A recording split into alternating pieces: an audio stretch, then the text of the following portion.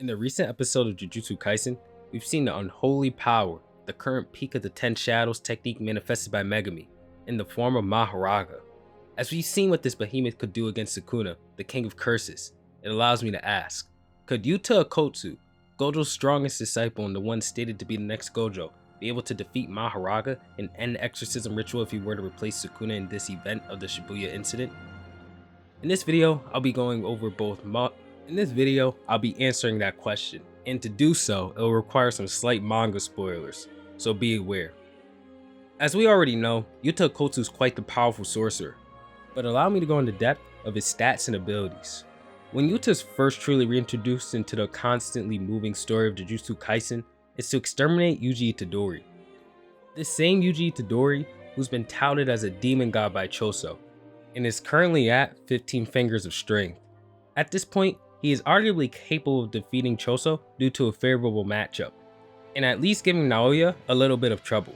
Not to say that Naoya is way stronger than Yuji here, but it's just a very unfavorable matchup for Yuji at this point in the story, as he'd have no answers to his speed. Despite that, Yuji's still ridiculously powerful here, and stronger than the version of himself that overcame the absolute behemoth that was a 300% Mahito. When Yuta does find Yuji here, the initial read of his cursed energy is mistaken for Gojo's himself, which implies that Yuta in his base when compared to these three characters is at an incomprehensible level of strength, to a point where these already powerful characters cannot tell the difference between him and Gojo's strength. As greetings are exchanged, Yuta instantly bolts towards Yuji, and simply put, he claps him with ease.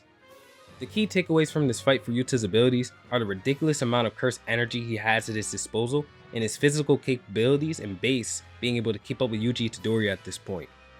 As we move on to the Sendai colony, where we finally get a taste of Yuta's true power, he's first pitted against Kuro Urushi, a special grade cursed spirit. It's important to note that the strength of these curses that possess this title widely vary, as they can either be as powerful as Sukuna or as weak as the curse from the detention center, but I would likely assume that Kuro Urushi is on the high end. Yuta easily dismantles the cursed spirit upon their first clash, but the real strength of this curse does not lie within its stats, but its very flexible abilities. And as Kuro Urushi's buds come out of Yuta's shoulders, Yuta is able to trick Kuro Urushi into coming close, and output reverse curse energy to its head through mouth to mouth, essentially instantly killing it. Now, Kuro Urushi is very formidable and would pose trouble to most characters in this series, but Yuta Okkotsu being the only person with the ability to output reverse curse technique through his own body was Kuro Urushi's kryptonite. This battle is also another display of how capable Yuta is as a physical specimen, basically thrashing Kuro Urushi all around the battlefield in its base. But how would he fare against the special grade sorcerers? As Yuta clears Kuro Urushi, he's suddenly attacked by Uro and then Ryu. Ryu displays more of Yuta's fighting capacity for us here and is way more important for this video, so we'll be talking about him first. Before speaking about Ryu, it's stated that in the story, he is the sorcerer with the highest curse energy output in the entire series. This essentially means that he is able to use more of his supply of curse energy to attack than anybody else can in this series. And to simplify this, although Yuta would have 100 curse energy, he cannot bring out all 100 of his curse energy. To throw out a random number here, let's assume that he can only use 40 of it at once, whereas Ryu has 50 curse energy, but he can use 48 of it at once, thus making his overall output higher, but not his overall curse energy reserves higher. So when Ryu launches his massive granite blasts, they are massive specifically for this reason. And not only that, when him and Yuta engage in hand-to-hand combat, he overwhelms Yuta horribly, to a point where when him and Yuta clash with their bodies, the shockwave from it generated hurts Yuta so bad that he coughs up blood, whereas Ryu is able to brush it off and continue fighting. To say that Ryu is a physical behemoth would be an understatement, and something to point out here is that Yuta is able to deflect a granite blast with his bare hands, showing that he isn't completely outclassed in terms of physical specifications, but a little. As Ryu sends Yuta flying with another blast, Uro, his other opponent, slides in behind Yuta, launching a thin ice missile onto his back. This attack coming from her cursed technique, Sky Manipulation. Sky Manipulation allows Uro to turn the sky into a surface, and essentially turn it into a cloth-like texture that allows her to stretch and distort space, and we see how versatile it is at this moment. First, through the previously mentioned thin ice missile, allowing her to hit the surface of the sky that is in front of Yuta and shattering that surface as if it were ice, and thus shattering the person within it as well. doing massive damage. This technique allows Earl to negate the durability of her opponents and attack them directly through shockwaves. And after doing this, Earl proceeds to show the defensive capabilities of sky manipulation by grabbing the surface in front of her and spinning in a circle to redirect a granite blast that was shot toward her by Ryu. The granite blast hits Ryu, and it's the first thing to genuinely hurt him in this battle. As Yuta has taken the combined might of Ryu and Earl before they started fighting with one another, he's finally run out of cursed energy due to constantly healing himself from both of their attacks. As they believe he's bottomed out, he puts on his wedding ring and states, "Come Rika." When Yuta manifests Rika, his cursed energy begins to surge once more, regenerating itself to its normal state, and this is only the beginning of his true strength. As Rika asks Yuta what cursed tool he'll be using, it's shown that Yuta has access to multiple cursed tools at his disposal, displaying insane versatility, and if that weren't enough, it's stated that while connected to Rika through his ring, the following is possible. Cursed technique use, Rika's complete manifestation, and cursed energy supply from Rika herself. Yuta has access to many different techniques and abilities within the state, but of course this state can't be granted to him for free, as there's a massive drawback behind it, lasting for only 5 minutes. The battle royale continues, and from here, I'll only go over the important parts. When Ryu and Rika exchange blows for the first time, he says to himself that Rika may be even tougher than Yuta is, and it's important to take note of this because it's stated by the author later on that Ryu was able to throw a punch towards Rika that was even too much for her to sustain when fully manifested. Another display of the gap between their physical capabilities. And within the final beam clash, Yuta was more than capable of ending the battle there, as all he had to simply do was launch his blast earlier than Ryu. Yet, he chooses not to, instead deciding to continue the battle between him and Ishigori. The two both release their blasts, and Yuta dashes towards Ryu, meanwhile sending Rika to a remote firing position, revealing that she could shoot blasts on her own. But Ryu deflects Rika's blast and states that it wasn't very powerful. This reveals that Rika's remote blasts aren't as powerful as the ones that her and Yuta combined can create. And as his blast is deflected, Yuta reaches Ryu at the same time, and he then decides to launch a granite blast point blank with his hair. But this is when Yuta reveals that he has gained access to Earl's sky manipulation through his copy technique, and utilizes it both to deflect Ryu's blast and then hit him with a thin icebreaker. Rika follows up and cracks Ryu's head open, leaving him very weakened. Yuta then engages Ryu in a bit of hand-to-hand to stall him in order for the granite blast he deflected upward to come back down and land on him, eventually winning the battle. Something I want to point out here is that Yuta and Ryu's final exchange wasn't as one-sided as before because Yuta has had the chance to constantly regenerate himself, and combined with his massive cursed energy supply, he was always going to have more cursed energy and stamina at this point of the fight. Whereas Ryu doesn't seem to have reverse curse technique, so he had been running on the same battery for the entire fight. Whereas Yuta could consistently recharge himself.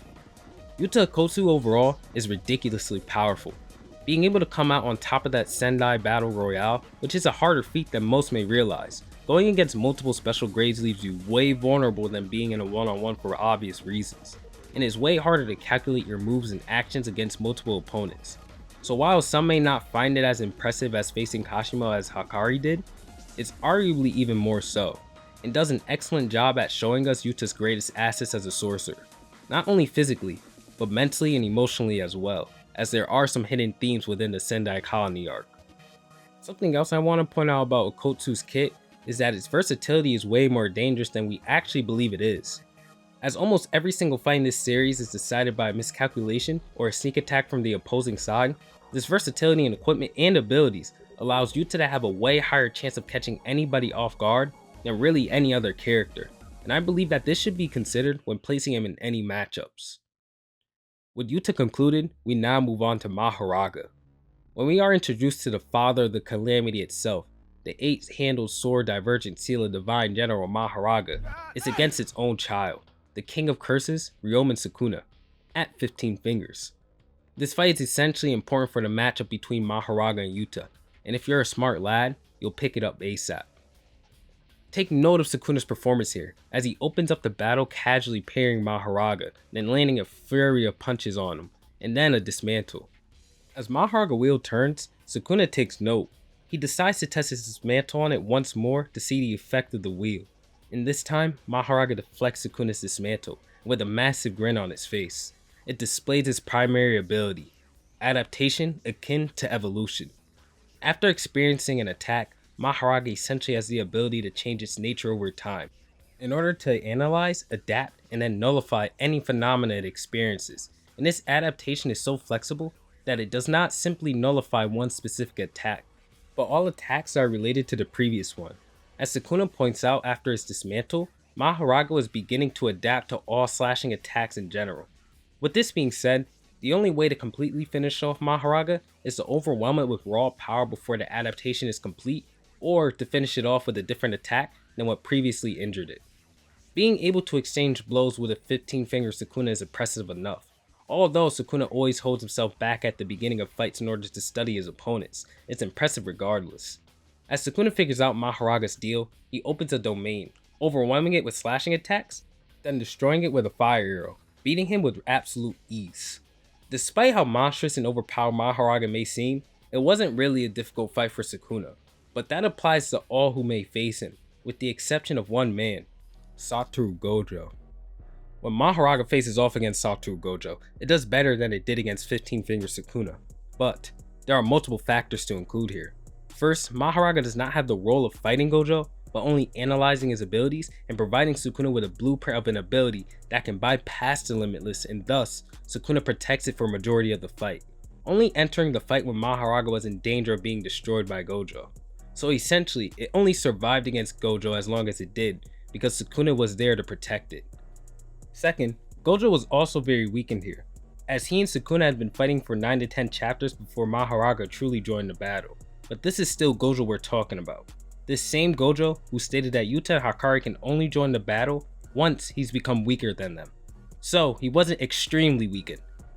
And last, Mahoraga had already adapted to Gojo's Limitless through Sukuna's efforts in earlier chapters, making Gojo's blue infused punches and his techniques weaker.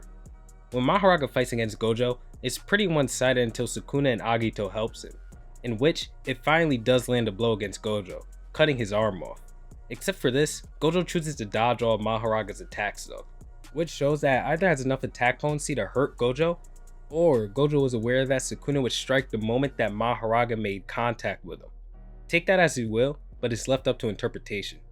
Something else to take into consideration is that before Gojo destroys Agito, he points out that it does not belong on this battlefield, or you haven't been able to keep up with the others. So this does confirm that Gojo perceives Mahoraga as a threat despite him overwhelming it, and even stating that he could one-shot it with a purple if need be.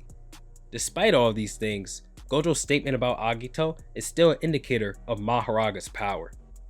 So when we finally take Yuta and Mahoraga and match them against one another during the Shibuya Incident, who comes out on top? Yuta with his immense cursed energy, multiple abilities and cursed tools, or Father Calamity itself, Mahoraga? Between the two, it'd be a hard-fought battle, but honestly I'd give it to Mahoraga with mid to high difficulty. Mahoraga is simply too much of a behemoth for Yuta to take down, and he'd have to do it within 5 minutes, because its base is nowhere close to enough to contend with Mahoraga. And even then, throughout everything Yuta has shown, none of it seems practical in taking down Mahoraga in one shot. The Rika blast is impractical because Mahoraga isn't going to comply with a beam clash, stand still, and charge a beam like the previous times Yuta has used his technique with Geto and Ryu. Then Icebreaker doesn't seem like it'd one-shot Mahoraga, especially if Sukuna's dismantles could it. And nothing else Yuta has can really get the job done. Yuta has immense versatility, but the versatility just doesn't have enough strength to put down Mahoraga, especially in 5 minutes. People will mention Yuta's domain when nobody has seen anything from it. It's known this argument, and including it is headcanon. Yuta not being aware of Mahoraga's adaptation in this instance also only makes the battle more difficult for him, but Yuta saves his biggest attacks for last and is quite intelligent, so it doesn't completely screw him over instantly. As for Rika's inclusion in this battle, I mean, she's there, but I don't think she has anything that could potentially harm Mahoraga either. And in my opinion, she could do a great job at distracting Mahoraga and saving Yuta from its attacks in certain instances, but with Mahoraga only becoming more and more capable as the battle goes on, and Yuta becoming less and less capable as the battle goes on, it's just not enough.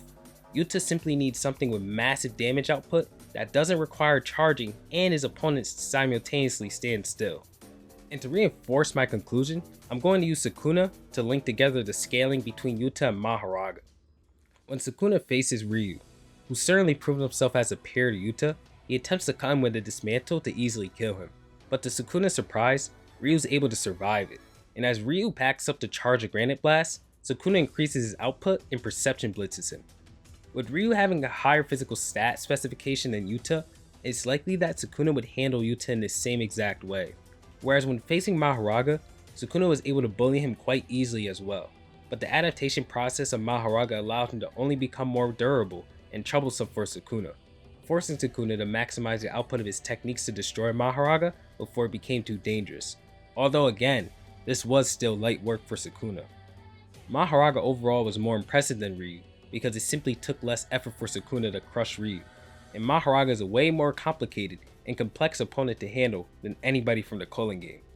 It's already durable enough to survive an entire onslaught of Malevolent Shrine from Sukuna, and the durability only increases as it continues to adapt to attacks and analyze the opponent it's facing. Mahoraga is more tailored to be defeated by characters who can output massive attacks in one go, and Yuta doesn't seem to be someone who can do this as of chapter 241. I also want to counter the point that Yuta says him and Rika can take Mahoraga and Agito during the Sukuna and Gojo fight, and to that, I say I absolutely agree with him. I do believe that he'd be able to hold those two off and even help Gojo exterminate them, but that's it. Help Gojo exterminate them. He'd have Gojo alongside him the same way they had Sukuna alongside them in the battle, and thus it'd be an entirely different fight than Yuta actually fighting Mahoraga and Agito himself alongside Rika. With that being said, I'm going to conclude the video with Mahoraga being the victor of this battle, mid to high difficulty, due to Yuta realistically not being able to put it down with anything we've seen from him. And don't come into the comments saying that Yuji said Yuta can fight Sukuna. We know damn well that's not true. Anyways, thank you so much for watching all the way through, guys. I always appreciate your support. And with that, have an amazing day and peace.